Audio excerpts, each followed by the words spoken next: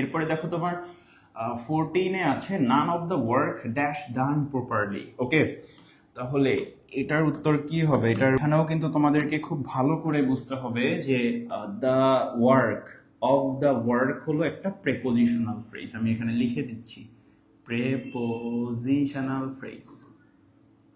এক কথায় প্রেপোজিশনাল ফ্রেজের কোনো সংজ্ঞা তোমার জানতে হবে না, একদম ঠান্ডা মাথায় বুঝাই যে একটা প্রেপোজিশন আছে আর এই একটা সাথে ফ্রেজ আছে, দুটো মিলে প্রেপোজিশনাল ফ্রেজ, এক কথায়। ওকে, আচ্ছা, তাহলে প্রেপোজিশনাল ফ্রেজ কখনোই কি হবে না, একটা সেন্টেন্সের তোমার সাবজেক্ট হবে না, বা সে একটা ভার্বকে কখনোই প্রভাবিত করবে না, মানে সে সিঙ্গুলার হইলো না প্লুরাল এটা সে ডিসাইড করতে পারবে না, তার সে ক্ষমতা নাই, ক্ষমতা আছে একমাত্র সাবজেক্টের। এই সেন্টেন্সের সাবজেক্ট হলো নান, এই সেন্টেন্সের সাবজেক্ট কি? নান।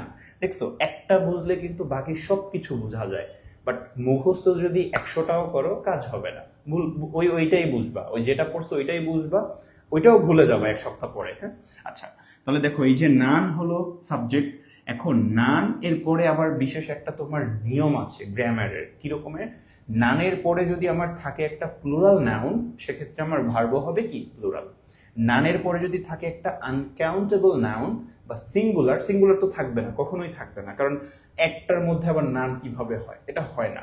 অনেকগুলোর মধ্যে নান হয়, অথবা একটা আনকাউন্টেবল বা নন কাউন্ট নাউনের মধ্যে নান হয়, তাই তো? আচ্ছা, তাহলে দেখো নান এর পরে যদি থাকে প্লুরাল মানে প্লুরাল সাবজেক্ট বলতে একটা প্লুরাল নাউন যদি থাকে, সেক্ষেত্রে ভার্ব হবে প্লুরাল।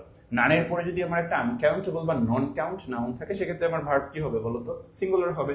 সো এই যে দ্য ওয়ার্ক, এটা কি নন কাউন্টেবল নাউন না? এটা কিন্তু নন কাউন্ট নাউন, তাই তো? আচ্ছা, সো নন কাউন্ট নাউন এরা কখনোই প্লুরাল হবে বলো তো? না, কখনো হবে না।